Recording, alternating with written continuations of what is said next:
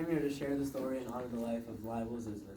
Leibel was born September 18, 1931 in Kovno, Lithuania. He lived with his mom, his dad, two brothers, and his sister. Leibel and his siblings attended a Jewish day school, and he and his family went to shul daily. Leibel's dad studied in the famous Panovich Yeshiva, and in 1924, he joined his family business where they sold wheat, sugar, candy, and cereal. He and his family were very well respected, and they were very successful. In 1941, the Nazis invaded Lithuania. Many Jews were killed, and he and his family were forced to move into the Kovno ghetto.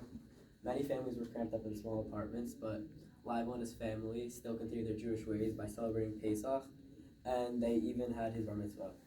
In 1944, his family was sent to Auschwitz, where he and his father separated and he never saw him again.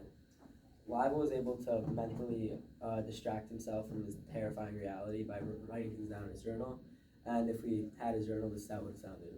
Dear Tati, it's been 3 weeks without you. I miss you so much. I've been feeling so lonely without you. I've begun to feel the sudden sense of despair as nighttime falls over and over again in this terrible place. It's been 3 weeks since I last saw you. I remember so vividly those last horrific moments I was with you right before we sent our separate ways. Over these past few weeks, I've been wondering, why did they send you the other way? Why did some get to stay with their family, but I have been left here all alone and afraid? I heard rumors that people who went to the other side have not been seen since. I wonder if the reason that they sent you to the other side was because of your leg or your cough.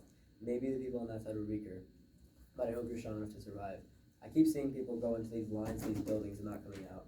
I see smoke coming out of the top of these buildings, and then soldiers leave to get more people. Every time I see a smoke from the buildings, it's like I can smell the deaths of the people all the way from the camps. The constant fear of not knowing if I will be next or if I even have a chance of surviving. I wish you were here to keep me safe and comfort me.